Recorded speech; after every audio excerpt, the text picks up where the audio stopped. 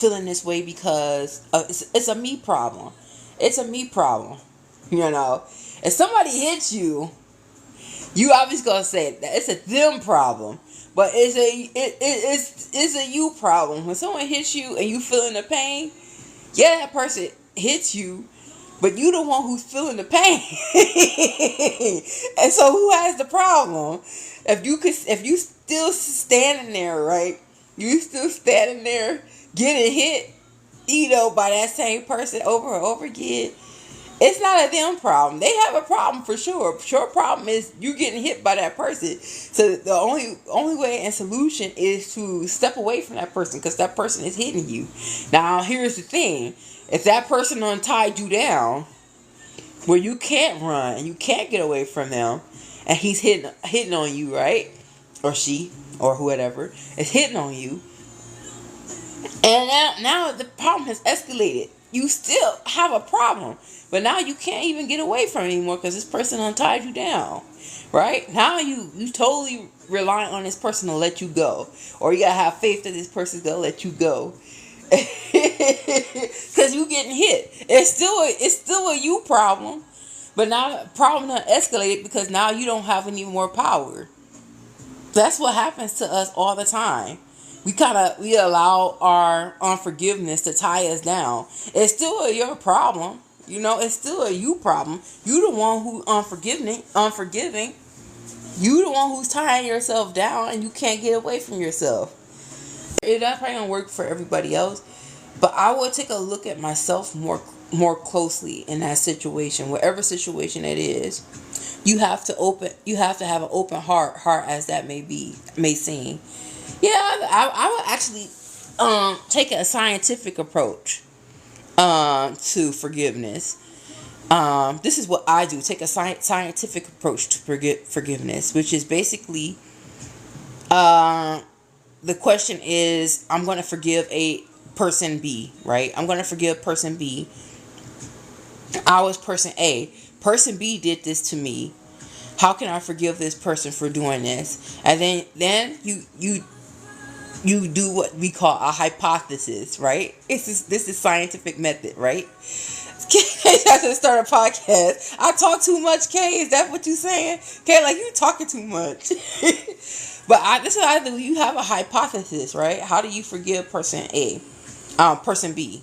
Well, forgiveness can be in so many ways, but honestly, forgiveness is releasing something from your heart because you're holding on to something. So the way I'm gonna forgive person B is by focusing on this task that I always wanted to do when I was a kid, right?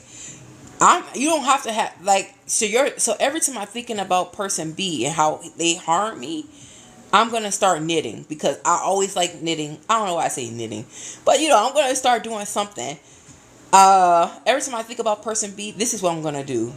Eventually, you start releasing that person from your activity, right? From whatever activity that you're gonna do. That's your hypothesis. So now you observe your thoughts.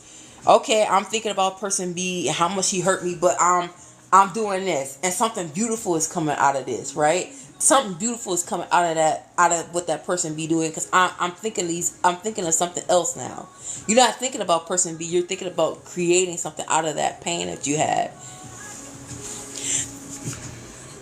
No, your way with words, wisdom, and knowledge is inspiring. Oh, okay, thank you. Sometimes I talk so much, and sometimes I don't have the words, and I don't want to speak it. But that's just a hypothesis. How can you forgive person? Do it the scientific way, because I think the scientific way actually works. Sometimes you could do it through God. Ask God, allow me to forgive this person. But sometimes science work because now you put an action behind your words. You put an action behind, I'm going to forgive somebody, and this is how I'm going to do it. And now it's your mission. It's your job to learn how to forgive, right? It's your job to learn how to forgive, because now you taking a responsibility now. It's not that person. It's now you who have to forgive, not that person who did you wrong. You You are right. My daughter told me to get a hobby and it will eventually get your mind off of it. I don't think it will get your mind off of it. I think it will release it. Right? Yes, and not because if you get your mind off it, your mind can always go back on it, right? But now you released it in some way. I don't know who you are as a person. I can only just speak from my experience for forgiveness. I'm a evaluator. So I know for me, I evaluate why I think so. I will write something out. This is what I'm thinking. And then I will evaluate, is that really a thought that I was thinking? And is that something I really believe in? And then I challenge what I thought. It takes a long time, I know, but I do this all the time. I challenge my thoughts. Like, can I possibly see this in a different way? And if I double down on it, then I know it's a core value of mine, because I'm like, oh, okay, this can't be changed. This is something that's truly embedded in me. Can't say it can't be changed, but it's embedded in me. It's a core value. It's something I live by. Oh, but this thought can change. I can see it in a different way from somebody else's point of view. So that's how I evaluate me. That's how I get myself out of unforgiveness. When I was battling depression, the best thing I did was go to Zumba classes. Yes, K the model. Yes. Yes. That's good. Not only that you getting yourself out of depression, but you doing something beneficial for yourself. And now, let's say if that was unforgiveness, now you turned your unforgiveness into something that benefited you. I done lost 150 pounds thinking about how I'm going to forgive you. I'm going to the gym.